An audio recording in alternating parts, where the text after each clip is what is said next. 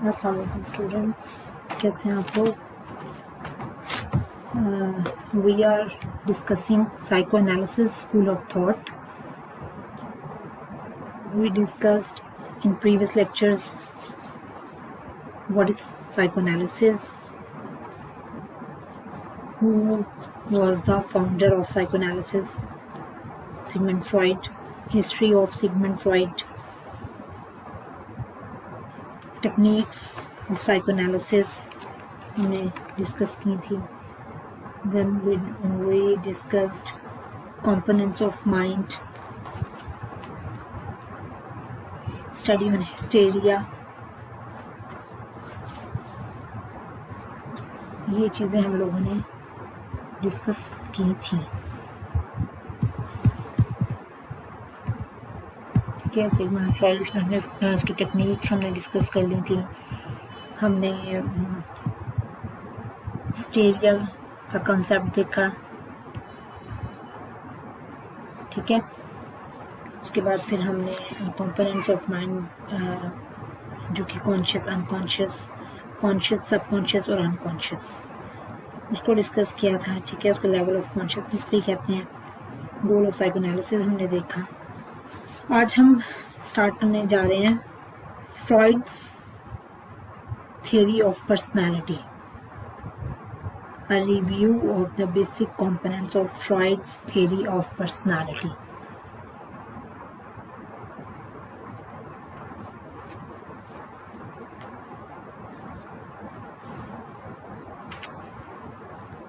There are three components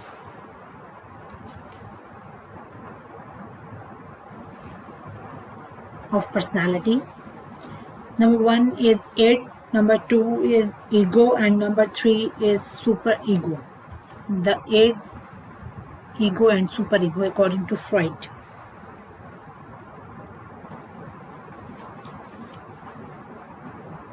What is id?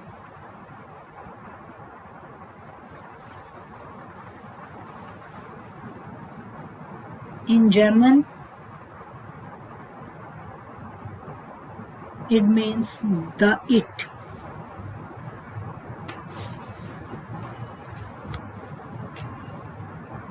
The it is the generative force of the personality. It contains all the instincts such as hunger, thirst, and sex. The it is entirely unconscious and governed by the player principle. According to Freud, the id is the personality component made up of unconscious psychic energy that works to satisfy basic urges, needs, and drives.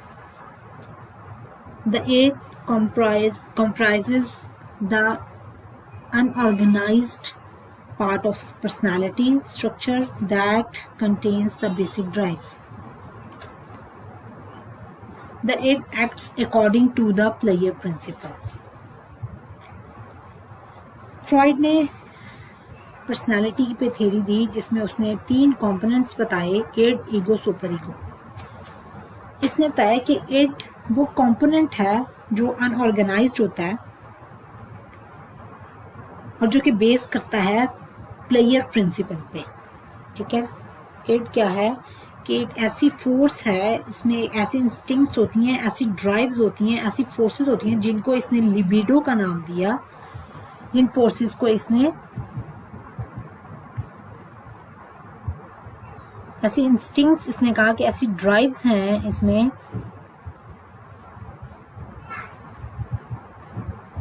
जिसको इसने libido का नाम दिया. Libido is a Latin verb for lust, कि जिसको हम फौरन fulfil करना चाहते हैं. ठीक है. ऐसी फोर्सेस होती हैं ये जो हमें उकसाती हैं to fulfil there needs.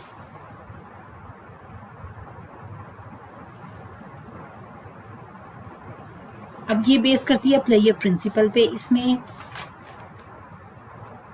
According to fried के अच्छे मतलब ये ऐसी फोर्सेस हैं जो आपको किसी भी शख्स को उकसाती हैं डू इट पे, ठीक है,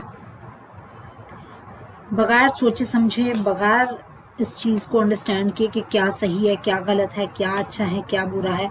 बस ये प्रिंसिपल पे बेस करती है कि बस सोचा और कर लिया, ठीक है, बगैर कुछ अच्छा सोचे, सही और गलत का अंदाज़ा लगाए बगैर कर लिया, ठीक है। तो ये क्या है, इड। उसके बाद है it has only meaning of satisfying a need, ठीक है। उसके बाद है ईगो। ईगो क्या है, ईगो मीन्स आई। लेटर और जर्मन में दोनों में इसका मीनिंग क्या है, आई। ईगो बेसिकली क्या होती है कि मतलब every person has a ego,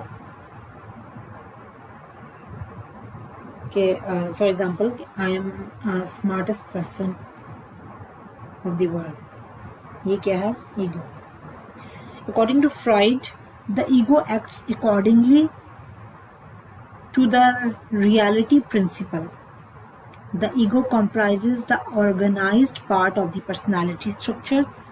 It helps us to organize our thoughts and make sense of them and the world around us.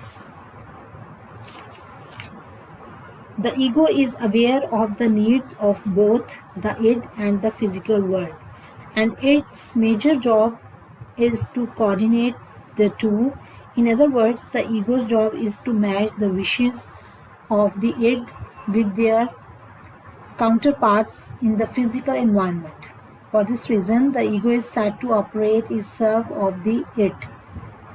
The ego is also said to governed by the reality principle, because the object it provides must result in real rather than imaginary satisfaction of a need. अब ego क्या है, ego एक organised stage है, एक organised component है जो कि base करता है रियलिटी प्रिंसिपल पे। और ईगो जो है वो बैलेंस करने की कोशिश करता है इड और सुपर ईगो के दरमियान में। अकॉर्डिंग टू फ्रॉइड कि इड कहता है कर लो जो करना चाहते हो, ईगो बैलेंस करता है, वो अपने इन्वायरमेंट को देखता है, अपने मतलब रूल्स को फॉलो करता है, अपने इर्द गिर्द के लोगों को देखता है, इर्द गिर्द के माहौल को देखता है, उसके अकॉर्डिंग मूव करता है। ईगो कंपोनेंट क्या कहता है कि बैलेंस करके चला जाए अपनी लाइफ में। उसके बाद है जी सुपर ईगो। अच्छा, इड, चलिए सुपर ईगो पहले डिस्कस कर लेते हैं, फिर इसको करते हैं। Although the newborn child, super ego, although the newborn child is completely dominated by the id, the child must soon learn that need gratification usually cannot be immediate. More important, he or she must learn that some things are right or some things are wrong. For example, the male child must inhibit his sexual desires. Teaching these do's and don'ts is usually what is meant by socializing the child. एक बच्चा है, वो छोटा है, उसको अभी नहीं पता कि क्या ठीक है और क्या गलत है। वो इड कंपोनेंट उसका हावी होता है कि बस जो समझ आया, जहन में आया, जो मतलब हुआ माइंड में आया कर लिया। वो नहीं, उसको नहीं पता होता क्या सही है और क्या गलत है। जो सुपर ईगो होता है ये बेस्ड करता है मॉरल प्रिंसिपल्स पे, एथिक्स पे, आपके मॉरल वैल्यूज पे, आपके एथिकल कंपोनेंट्स पे बेस करता है। ये कंपोनेंट वो कंपोनेंट है जो आपको बताता है क्या what is right and what is wrong. ये आपको किसी भी चीज़ के डूज एंड डोंट्स बताता है कि क्या आपने करना है और क्या नहीं करना, ठीक है, क्या चीज़ आपके स्टैंडर्ड्स मॉरल वैल्यूज़ के अकॉर्डिंग है और क्या चीज़ नहीं, ठीक है। बीइंग अ मुस्लिम क्या चीज़ आपके लिए राइट है और क्या रॉन्ग, ये आपका सुपर ईगो। ठीक हो गया। अब ईगो क्या करता है कि सुपर ईगो और ईगो इड के दरमियान बैलेंस करता है, ठीक है, कि क्या चीज आपके लिए ठीक है और क्या नहीं। रियल आपने क्या अपने एनवायरनमेंट के अकॉर्डिंग आपने कैसे मूव करना है, कैसे आपने अपने स्टैंडर्ड्स को, अपने रूल्स को फॉलो करते हुए चलना है। जिसमें सुपर ईगो नहीं है, जिस पर्सन में,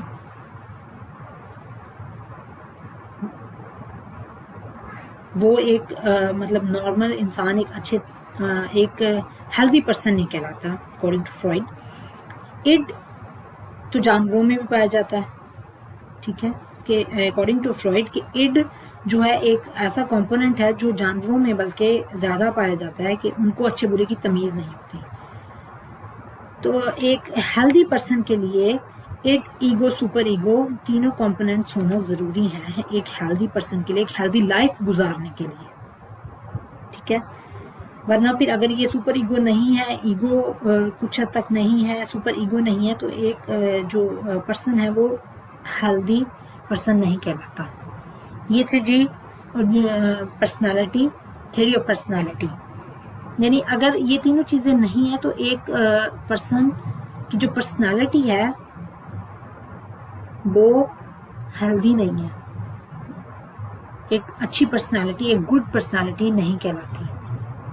ठीक हो गया। ये था जी theory of personality, end, ego, super ego. अब हम आ जाते हैं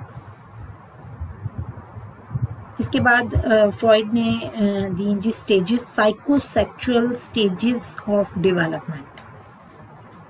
इसका नेक्स्ट कॉन्सेप्ट है साइको। अच्छा, एक और चीज जो हम लोगों ने मिस कर दी, सुपर ईगो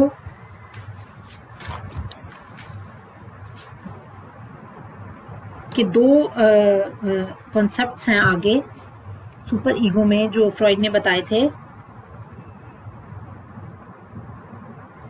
एक कॉन्शियंस और एक ego ideal.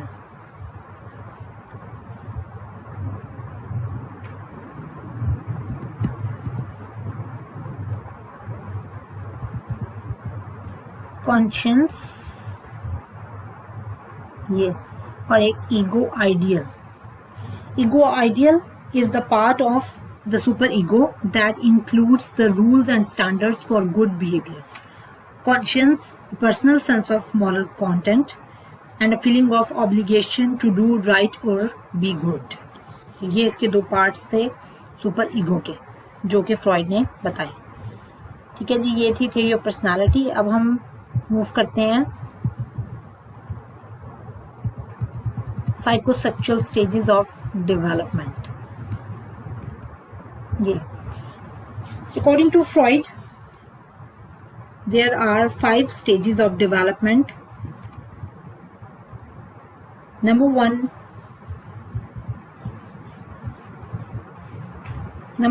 oral stage. Number 2, anal stage. Number 3, phallic stage.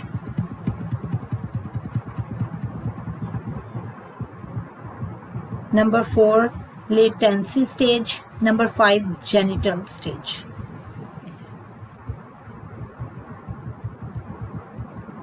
Oral stage start होती है from birth.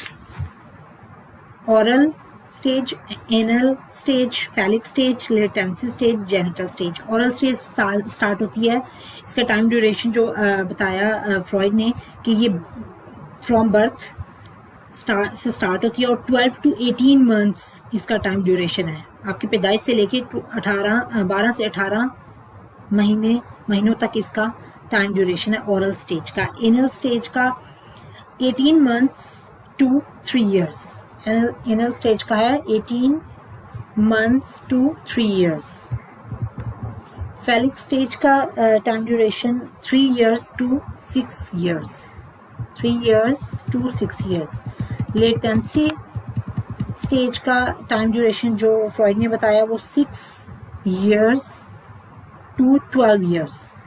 6 years to 12 years। Genital stage का 12 years to end of life, 12 years to onwards. ठीक हो गया. अब जी हम स्टार्ट करते हैं इसके stages. Number 1 is the oral stage.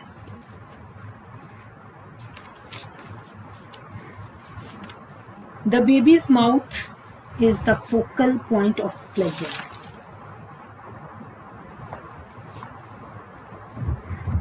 Oral stage क्या है? Pleasure seeking behavior in the oral. अच्छा, एक चीज पहले मैं बताती चलूं कि इसमें से अकॉर्डिंग टू फ्रॉइड के इन स्टेजेस में से किसी भी स्टेज में अगर फिक्सेशन आ जाती है, कोई प्रॉब्लम आता है, तो वो आपकी पर्सनालिटी को डैमेज कर सकता है. आपकी पर्सनालिटी में, आपकी फ्यूचर पर्सनालिटी में कहीं ना कहीं वो खला रह जाता है, जो कि आपके थ्रू आउट योर लाइफ फिर आपके साथ चलता है. अगर किसी इनमें से किसी भी स्टेज में कोई फिक्सेशन आ गई है, कोई ख़राबी आ गई है, कोई प्रॉब्लम आ गया है, तो वो जो गैप है वो आपकी पर्सनालिटी में रहता है according to Freud. Number 1 is oral stage. Pleasure seeking behavior in the oral stage focuses on the baby's mouth. Young children can often be seen biting, sucking, or placing objects in their mouth. Freud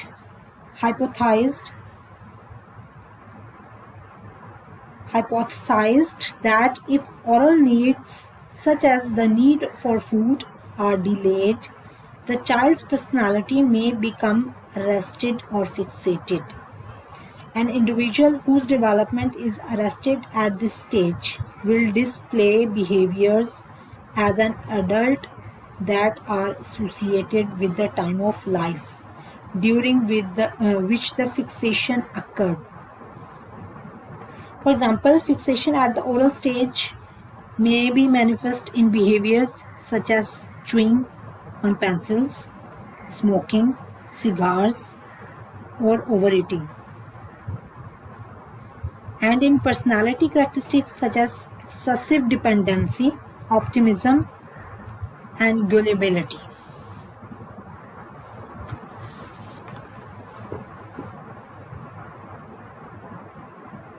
The oral stage lasts through about the first year of life, and erogenous zone is the mouth. According to Freud के ये oral stage आपकी पैदाइश से start होती है और ये 12 to 18 months तक चलती है.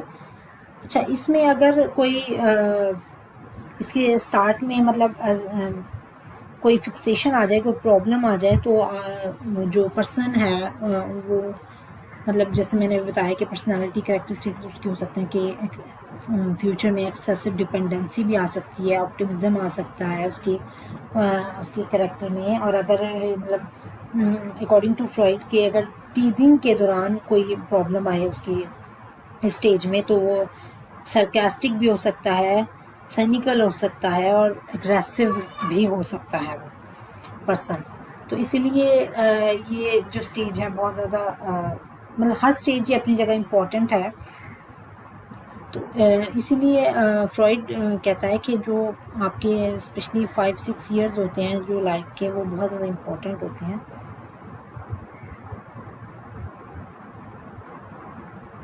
ये थी जी ओरल स्टेज. इस स्टेज में अकॉर्डिंग टू फ्रॉइड के बच्चा जो भी प्लेयर हासिल करता है वो अपने मुंह के थ्रू करता है. ठीक है, माउथ के थ्रू करता है अपनी, इसलिए बच्चा हर चीज़ मुंह में डालता है, क्योंकि उसको अभी उसकी दुनिया इतनी ज़्यादा एक्सटेंड नहीं हुई हुई, उसको कुछ पता नहीं. उसको हर चीज़ जो भी प्लेयर उसने हासिल करना है अपने मुंह से करना है. उसने हर चीज़ मुंह में डालनी है, अपने हाथों को, कोई टॉयज़ हैं उनको डाल लेना है, किसी भी चीज़ को. तो वो मतलब उस स्टेज में कोई फिक्सेशन, जब देखें जैसे बच्चे से हम टॉय छीन लेते हैं, अगर वो मुंह में डाल रहा तो वो रोता है. ठीक है, तो उसके लिए एक वाहिद प्लेयर जो उस टाइम होता है वो उसका माउथ होता है. Number 2 is anal stage. The anal stage last through about the second year of life.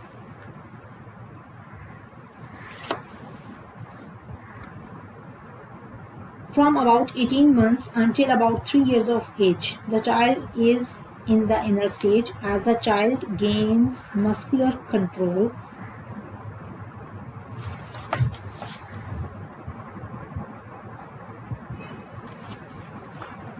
the erogenous zone shifts to the anus, and the child drives pleasure from the retention and expulsion of feces. The key to this stage is toilet training.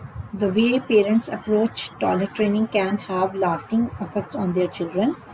If the parents are strict and demanding, the child may rebel, and the result will be fixation at this stage. Individuals who are fixated at this stage may be overly rigid, obsessional, and orderly as adults, and are referred to as anal retentive. People who have obsessional traits in personality tend to be perfectionist, become easily distressed and anxious when their order line or timetables are disturbed. अब according to Freud के इस stage में अगर कोई fixation आ जाए, कोई problem आ जाए, जैसे पेरेंट्स, ये इसमें जो मोस्ट इम्पॉर्टेंट चीज़ है वो टॉयलेट ट्रेनिंग है. इस स्टेज में टॉयलेट ट्रेनिंग हो रही होती है बच्चे की, तो वो बहुत अकॉर्डिंग टू फ्रॉइड इम्पॉर्टेंट है कि अगर टॉयलेट ट्रेनिंग में मतलब पेरेंट्स, फॉर एग्जांपल बच्चे ने यूरिन कर दिया ट्राउज़र में बच्चे ने, तो पेरेंट्स उसको मारने लग जाते हैं, वो डर खौफ बैठ जाता है बच्चे में. तो ये अगर उससे मतलब सख्ती से पेश आएंगे तो वो उसकी पर्सनालिटी में एक गैप्स आता जाएगा. इसीलिए उसको प्यार से ट्रीट करें, स्ट्रिक्टली उसको ट्रीट ना करें, ताकि बच्चा रिबल ना हो, रिजिड ना हो, एग्रेसिव ना हो. ये एग्रेशन फिर बाद में उसकी पर्सनालिटी का हिस्सा बन जाता है.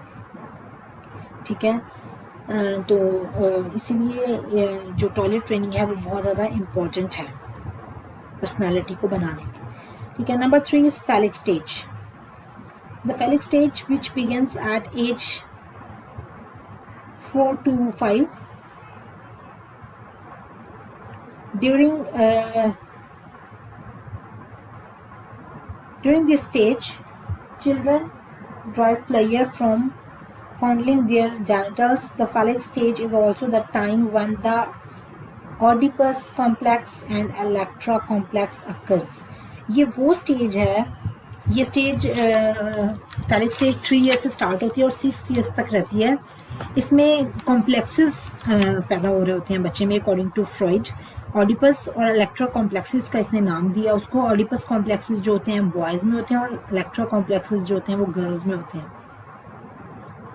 ठीक है. और सुपर ईगो जो कॉम्पोनेंट्स रहता है वो भी इस फैलिक स्टेज में डेवलप हो रही होती है, जो सुपर ईगो होती है. ठीक है. तो इसमें ये कॉम्प्लेक्सेस करते क्या हैं कि अकॉर्डिंग टू फ्रॉइड कि ये कॉम्प्लेक्सेस आपको ऑपोजिट जेंडर की तरफ अट्रैक्ट करते हैं. यही वजह है कि ये 3 to 6 ईयर्स का टाइम पीरियड होता है. तो होता क्या है कि जो बेबीज होते हैं बॉयज़, वो मदर की तरफ ज़्यादा अट्रैक्ट होते हैं, और जो गर्ल्स होती हैं वो अपने फादर्स की तरफ ज़्यादा अट्रैक्ट होती हैं. इन कॉम्प्लेक्सेस की वजह से अकॉर्डिंग टू फ्रॉइड के आप ऑपोजिट जेंडर की तरफ अट्रैक्ट होते हो. ठीक है. ये कॉम्प्लेक्सेस आपको ऑपोजिट जेंडर की तरफ अट्रैक्ट करते हैं. The phallic stage describes the development of both male and female children. The most significant events that occur during this stage are the male and female oedipal complexes. According to Freud, both male and female children develop strong, positive, even erotic feelings towards their mother because she satisfies their needs. These feelings persist in the boy but typically change in the girls. The male child now has an intensive desire for his mother and jealousy, hostility toward his father, who he perceives as a rival for his mother's love. जो boys होते हैं वो mother की तरफ attract हो रहे होते हैं, और जो गर्ल्स होती हैं वो फादर की तरफ ज़्यादा अट्रैक्ट होती हैं इस स्टेज में. ठीक है. उसके बाद तो फिर करना क्या होता है कि इस स्टेज में मतलब बच्चों को अटेंशन दें, उनको प्यार दें, उनको केयर दें, तो अगर वो मतलब बॉयज़ बेटा मदर की तरफ ज़्यादा अट्रैक्ट हो रहा है तो मदर को चाहिए उसको अटेंशन दे, उसको टाइम दे, उस पर फोकस करे ताकि कोई भी गैप उसकी पर्सनालिटी में ना आए। इसी तरह बेटी अगर फादर की तरफ अट्रैक्ट हो रही है तो फादर को चाहिए उसको टाइम दे, उसको तवज्जो दे, उसके साथ प्ले करे, उसके साथ उसको अटेंशन दे, उसको मतलब उसको ये कॉन्फिडेंस दे कि हम आपके साथ हैं। उसके साथ जैसे बच्चे छोटे डिमांड करते हैं कि हमारे साथ खेला जाए, हमें तवज्जो दी जाए, हमारी बात सुनी जाए, तो अगर ऐसा यहाँ कहीं फिक्सेशन आ जाए तो वो फिर पर्सनालिटी डिस्टर्ब हो जाती है।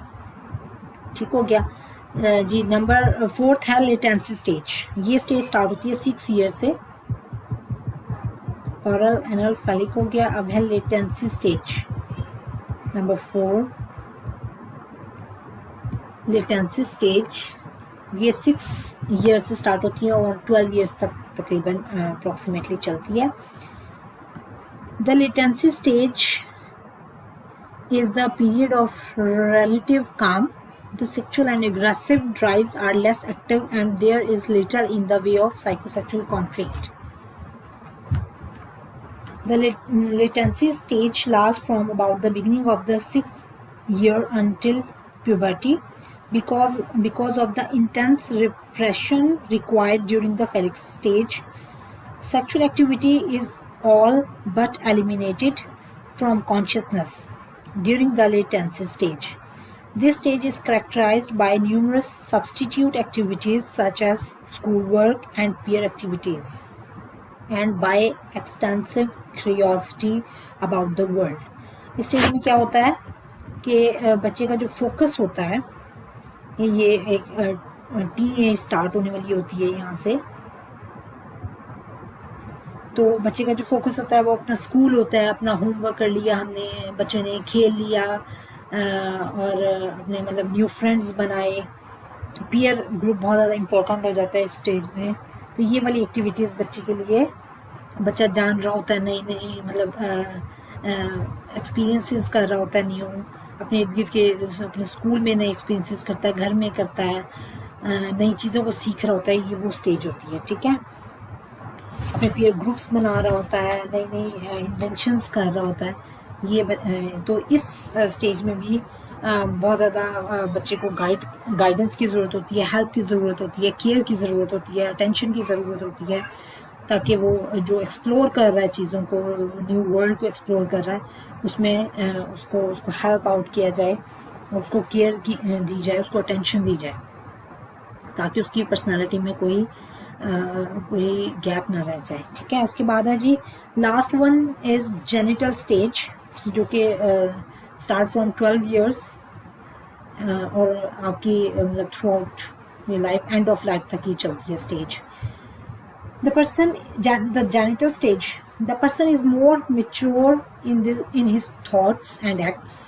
The interest in opposite reemerge in this stage. The genital stage lasts from puberty through the remainder of one's life. With the onset of puberty, sexual desires become too intense to repress completely, and they began to manifest themselves. The focus of attention is now on members of the opposite sex. If everything has gone correctly during the preceding stages, this stage will culminate in dating and eventually marriage. अब ये genital stage क्या है कि इसमें teen age start हो जाती है, उसके बाद आप ऐसा और मेच्योर होते जाते हो, आपकी थॉट्स मेच्योर होती जाती हैं, आपके एक्ट्स मेच्योर होते जाते हैं, आप अपनी एजुकेशन कंप्लीट करते हो इस स्टेज में। एजुकेशन कंप्लीट करने के बाद अपने अर्निंग की तरफ आ जाते हैं, आप अर्निंग करते हो, कोई बिजनेस करता है, कोई जॉब करता है, तो मोर मेच्योर होते जाते हैं। और इस स्टेज में आप अपने मतलब अपने आप को सेटल करते हो, ये मतलब आप अपनी लाइफ को सेट करते हो, अपने रूल्स बनाए होते हैं, आप रूल्स अपने लिए बनाते हो, अपने स्टैंडर्ड्स बनाते हो, उनको मीट करने के लिए हार्ड वर्क करते हो, और हार्ड वर्क करने के बाद उनको अपने गोल्स को अचीव करते हो, वो सब इस स्टेज में आता है। और उसके बाद आप अपनी मतलब एक मैरिड लाइफ स्टार्ट करते हैं, आप अट्रैक्ट होते हो ऑपोजिट जेंडर की तरफ और अपने लाइफ पार्टनर सेलेक्ट करते हैं इसी स्टेज में और अपनी मैरिड लाइफ स्टार्ट करते हैं। तो ये जेनिटल स्टेज है जो कि मतलब आपके टीन एज से स्टार्ट होके आगे फर्दर सारी आपकी लाइफ थ्रू आउट की लाइफ तक चलती है, एंड ऑफ लाइफ तक चलती है। ये थी जेनिटल स्टेज। इस स्टेज में भी डेफिनेटली मतलब हर स्टेज में एक केयर की, प्रोटेक्शन की, अटेंशन की, लव की आपको ज़रूरत होती है, किसी भी पर्सन को ज़रूरत होती है, हेल्प की ज़रूरत होती है पेरेंट्स की तरफ से। तो अकॉर्डिंग टू फ्रॉइड के हर किसी भी स्टेज में अगर फिक्सेशन आ जाए, कोई प्रॉब्लम आ जाए तो वो आपकी पर्सनैलिटी में फिर वो गैप एक पैदा कर देता है, वो आपकी पर्सनैलिटी को डिस्टर्ब करके रख देता है। तो इसीलिए ये साइकोसेक्सुअल स्टेजेस हैं जिन पे हर स्टेज पे के पेरेंट्स को, घर वालों को चाहिए कि अपने बच्चों को एक मतलब अच्छा इन्वायरमेंट दें, अच्छी केयर दें, अच्छी अटेंशन दें, ताकि एक पर्सन की जो पर्सनालिटी है वो हेल्दी पर्सनालिटी हो, हेल्दी पर्सन बन के वो सामने आए, ना कि एग्रेसिव और एक नेगेटिव पर्सनालिटी सामने आए। तो ये थी जी साइकोसेक्सुअल स्टेजेस ऑफ डेवलपमेंट।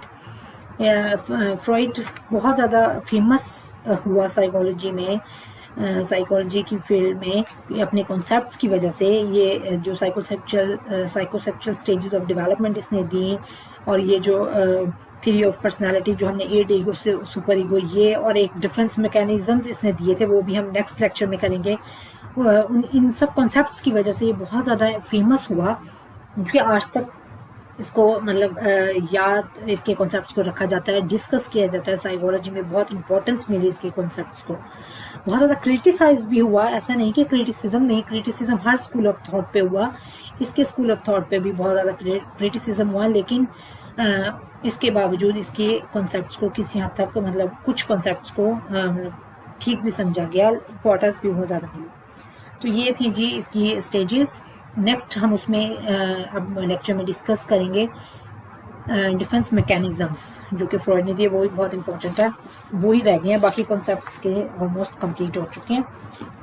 वो करेंगे हम नेक्स्ट लेक्चर में। आप इसको सुने, इसको समझें, जो कोई प्रॉब्लम हो तो फिर you can ask on WhatsApp group, ठीक है। इसको सुन लें आप, इसको समझें, थ्योरी ऑफ पर्सनालिटी जो हमने डिस्कस किया, और ये जो साइकोसेक्सुअल स्टेजेस ऑफ डेवलपमेंट हमने डिस्कस किए, इनको आप सुने, या पिछले जो लेक्चर्स में जो कुछ भी हमने डिस्कस किया साइकोएनालिसिस का, उसको भी सुने समझें, हेडिंग्स के साथ अपने नोट डाउन करते रहा करें, ताकि आपको डिफ़िकल्टी ना हो। जो मैं मतलब डेफिनेशंस भी साथ साथ बताती रहती हूँ वो करें, कुछ थोड़ा सा बुक से डाटा लें, तो अपने नोट्स बनाएं ताकि आप लोगों को कोई डिफ़िकल्टी ना हो। ओके, टेक केयर, अल्लाह हाफिज़।